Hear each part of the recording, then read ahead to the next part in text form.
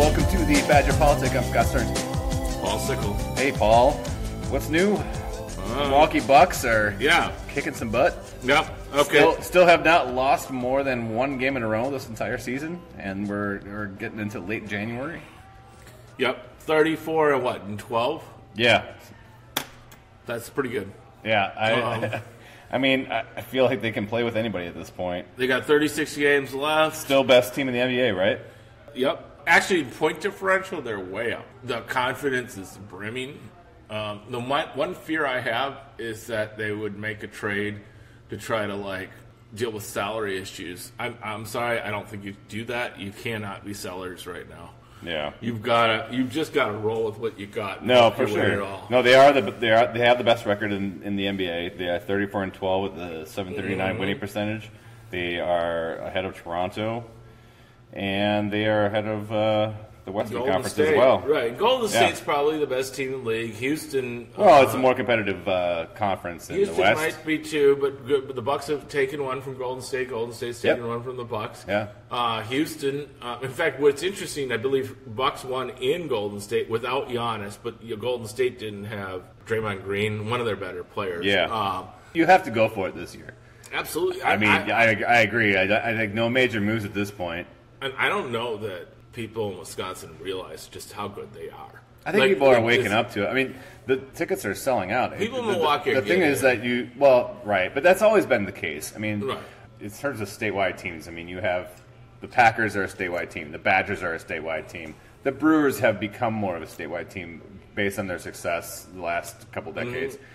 The Bucks have still kind of been a Milwaukee thing. Right. I mean, obviously basketball has a huge history in the city of Milwaukee.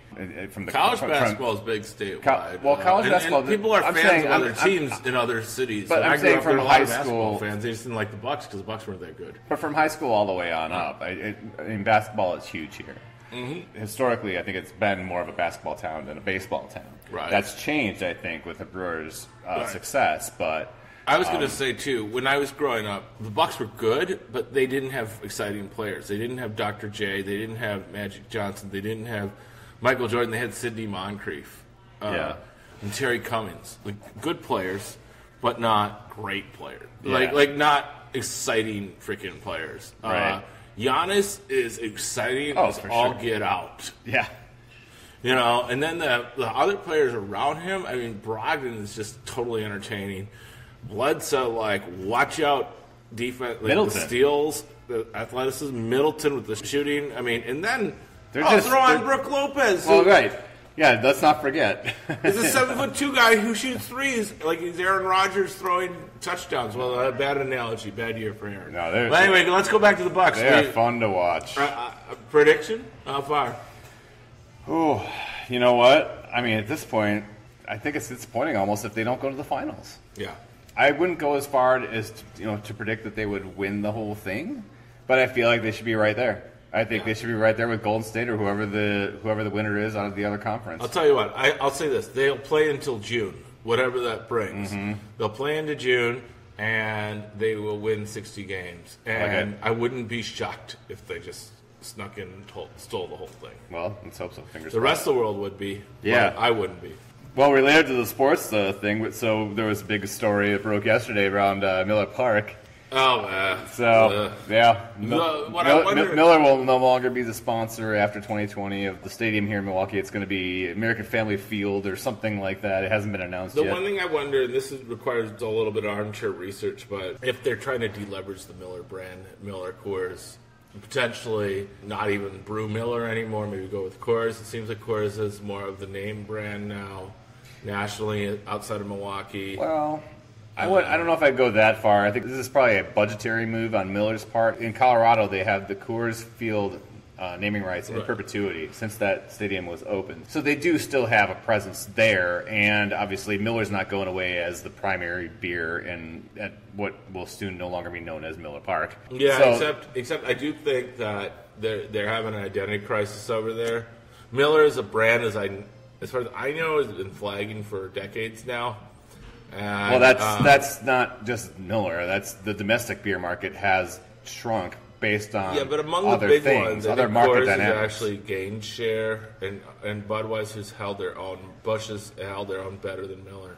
And Yeah, but some of that is because Anheuser-Busch has snapped up a lot of smaller breweries over the years, though, too. the Miller brand is just losing share, and so I think And that I go back to that domestic beer market shrinking. My real fear is that it may spell trouble for the brewery in Milwaukee. Well, which would be a big setback. And let's hope not, because obviously that's, aside from the historical appeal of having Miller here in Milwaukee, it would impact a lot of workers here in the city. It's our last big brewery, right? Yeah. I mean, it was a big deal when Pabst closed in the 90s. If something like that were to happen to Miller, that would obviously be pretty devastating to not only people that work at the brewery, but all the businesses that feed off So of maybe that. this episode is hashtag We Are All Miller Park. Yeah, it's still going to be much for the Bucks. It's still going to be Miller Park. Yeah, right. So from there we go to DC and the events and of Covington, this week. Kentucky, just outside of Cincinnati. So obviously there was a lot of social media hysteria this week about the showdown near the Lincoln Memorial between the Covington High School students and the Black Israelites. Yeah, there are 4 Black Hebrew Israelites Black Hebrew Israelites, yes. who are the kind of guys that like have a few placards and speak with a megaphone and hurl obscenities at any bystanders and tell you that you're not moral and righteous. And Right. I went to Marquette for a couple of years there on our campus at UWM. People like, I mean, I don't know if it's that group, but there's all these, a very small contingent of people representing a sect somehow bothered 100 high school kids at a right-wing rally wearing their Trump insignia shirts. Yeah. And somehow they bothered them, frightened them so much that they had to chant their school songs or whatever. Yeah. And their chaperones had to approve of it. Are you fucking kidding me? Well, it's just ridiculous. I mean, yeah. Dave Weigel wrote on Twitter. He said, "I still can't believe that the Black Israelites are playing a key role in this in a multi-day national controversy. If you live in a big East Coast city, you've been putting in headphones and ignoring these guys your whole life." And, I mean, it's I don't, but I swear I've met that group, and I'm pretty sure they come to town. I think we're trying to debate where they come to town. Well, I think they come to town for Summerfest. Yeah, you mentioned Summerfest, and I wouldn't be surprised. I mean, that name in particular, just like the whole, like, why? Remember when I first watched the Morning Standard video, I was like, "Oh, I've seen that," and it just dumbfounds me that you would that 100 teenage boys would somehow be threatened by that. It's not that they're threatened. I think they're just no. Engaging. I think they're looking for a fight, dude. Well, of course, yes. Exactly. And there's an hour-long footage. And somehow or another, they've got a good enough PR firm to turn them into the victims. Right. And turn this all into some left-wing media conspiracy. Because the one guy stood his ground, quote unquote, right. between him and Nathan Phillips. And at the end of the day, they were clearly offending Native Americans. Well, yeah, they were clearly doing it. It was clearly the majority of the students were doing the tomahawk chop and just getting ridiculous. Acting like teenage boys that are tearing off their naive shirts to the ways of the world. Right, tearing off their shirts. That's very respectful. Yeah, exactly. Like, are you fucking kidding me? No, I mean, like what you were saying before we started recording was the whole idea that the media, kind of was backpedaling on the controversy and kind of deferring to the students on this thing. And the whole thing is that it's all about this left-wing media conspiracy, but you really want to talk about a media conspiracy. You have this whole shit show, mea culpa, because we didn't note that 4 Black Hebrew Israelites who happen to be in most public squares harassed or maybe didn't really even bother a bunch of teenage boys, and then a bunch of teenage boys decided to assault Native Americans. Somehow or another, the 100 boys are the victims. Yeah, funny how that works. Against 6 minorities, one of whom really didn't seem to be doing much harm, which is the Nathan Phillips, the drummer.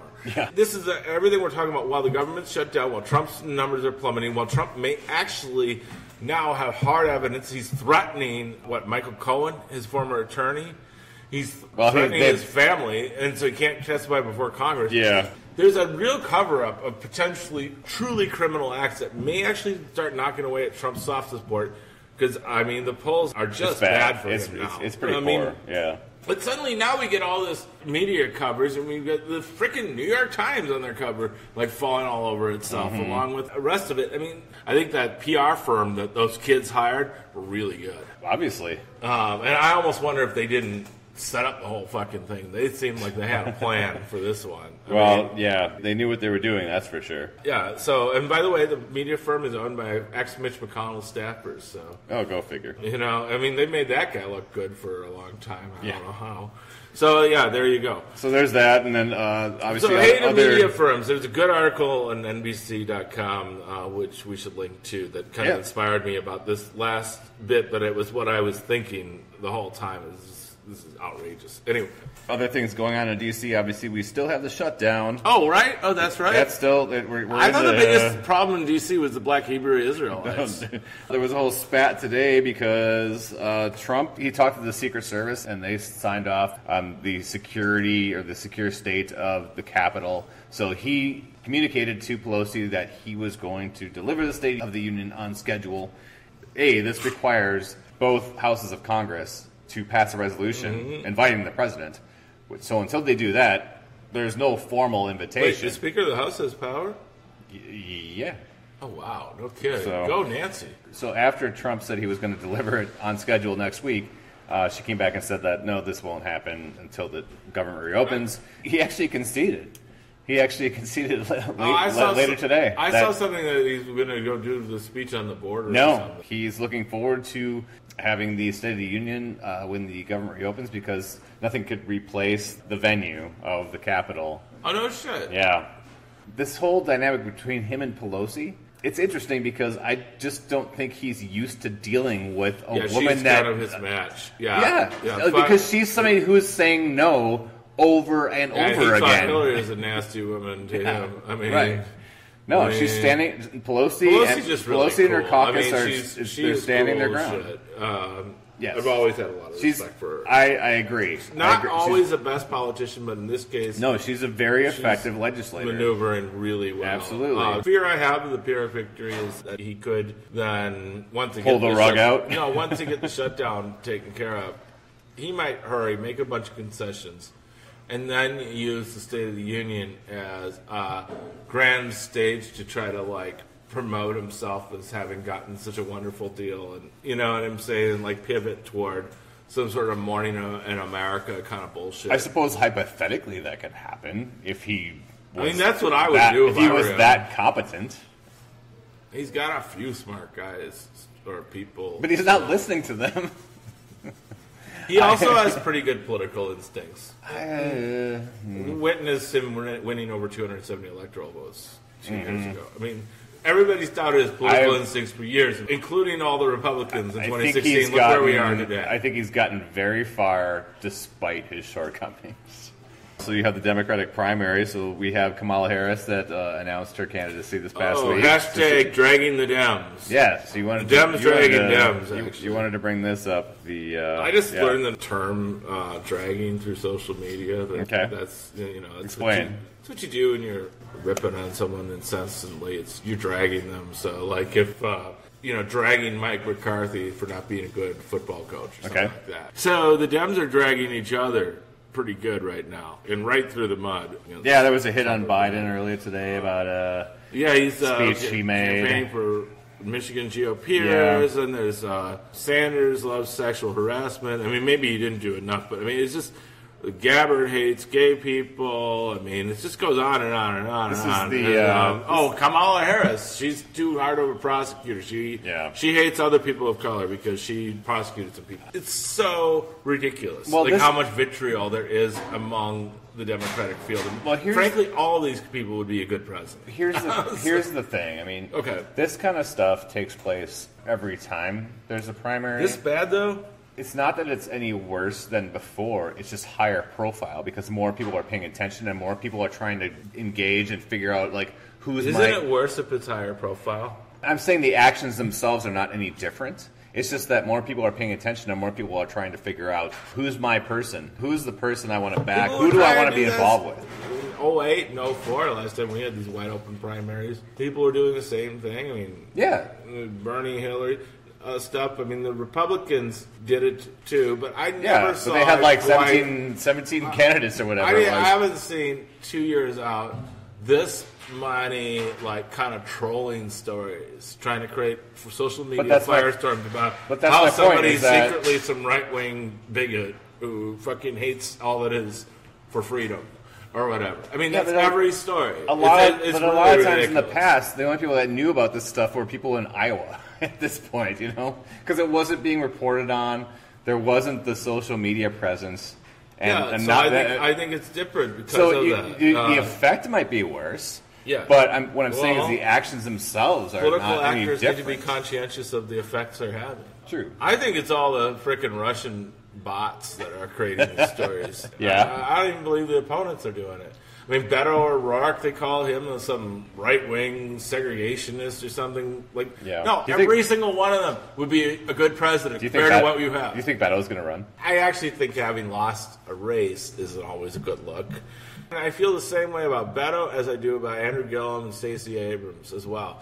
I think you don't run off a loss. It's just bad. It's not. Well, there's no momentum there, right? Right. Especially if you never got elected to anything statewide. I mean, Beto was at least. He was in the House. Right. I think it's a stretch for like a Scott Walker to try to run, say, in 2020 after he lost the governorship. Right. But at least he had been governor for 8 years. Yeah, he's got a record. That act I've seen a few times. And those people tend to not do well, and we will rip on Scott Walker if he does run in 2020. Who are you most intrigued about right now in the soft primary that is going on right now? I think Kamala Harris. Yeah, I would agree. I think she's senator from California. She's definitely one to watch. I would say she checks the most boxes. Yeah, I've always personally had a big soft spots for Elizabeth Warren and Joe Biden. And you know what? I love Joe Biden. I think he might be a little over the hill. The other guy who's a little over the hill, but I still like him, is Bernie Sanders too. I think Bernie's done, but on the other hand, I do think that he really did galvanize a national conversation. Absolutely. At least he keyed on like the Fight for 15 stuff that was going on. And really, I'm not saying he invented the whole thing, but he deserves a lot of credit. He deserves a lot of credit. I think you could make it. He helped ignite the resistance. I mean, did he hurt Clinton? Maybe a little bit. I don't think he actually really did that by that much. I would say that you could give him a lot of credit for really moving the healthcare debate forward. Right. I don't think Medicare for all would be as high profile an issue if he hadn't run. And I guarantee you, whoever is the Democratic nominee in 2020, Medicare for all is going to be a requirement of their platform. A lot of party loyalist Democrats want to drag Bernie, and here's what I would say to them. See, I used that correctly. Yeah. Sentence, there you go. Here's what I would point out. Most party loyalists are old enough to remember a guy named Ralph Nader. He didn't run in a primary, right? But he literally took votes from Al Gore yes. that cost Al Gore the presidency and put George Bush in. Yes, that did happen. So people are like, well, Bernie hurt Hillary. Yeah, not really. He endorsed Hillary. And I mean, like any primary, there's an argument to be said that had there not been a primary, interest in her could have been lower. Yeah, that's the other thing. I actually think primaries typically benefit candidates. Yeah, absolutely. Well, you look at like the last Wisconsin governor's election where Mary Burke was kind of the anointed candidate. Again, we didn't really have a real primary. She did quite poorly. And then same with Barrett before that. Exactly. So and then finally they had a very vigorous primary this time around. And here's Tony Evers as governor. Yeah, right. Nobody knew who his name was except a few people who had voted for him before. So there shouldn't be a fear of a very competitive primary. And I know you're concerned about people getting hunkered down in their loyalist camps and saying they're not going to support other candidates and stuff. I'm just saying. Don't rule out voting for somebody else. Right, yeah, I get that. Show me a Democrat that's running that would not be a significant upgrade in the White House. Right. So Tony Evers gave his State of the State last night, and he said in that speech that he directed the Attorney General, Josh Call, to back out of the lawsuit against the Affordable Care Act. And now the reporting that came out today is saying that he really didn't do that. Because they said that's illegal or whatever. Mm-hmm. Well, we know that. Josh can just say, I can't do it, sorry. Yeah. Or Josh can say, I'm trying to, and then they'll say, no, you can't. Or they it's could not just, illegal. It's just or they could just They could just move forward and just let it end up in court. I don't know. Right. But the Republicans are trying to make it sound like it's a criminal action, which it's not. It's at most a separation of powers issue, which goes into the court. Like, come on. Yeah. And this all has to do with the lame duck. This is all the lame duck bills that passed when Walker was still governor. I believe it's the Joint Finance Committee that has to direct direct any changes to litigation. And even Mike Maselman is always an interesting character. He's quoted in the paper saying, "Look, you can't take constitutional powers away from a constitutional officer." Yeah. So it'll be an interesting case. Right. Eventually, it will be settled in the courts. So next time we'll have some Marquette poll numbers. We were hoping we would have them today. But they're coming out tomorrow, Thursday, the 24th. And we'll post them against our predictions. We will post them, and we'll see how accurate we were on the last podcast. On that note, forward, folks.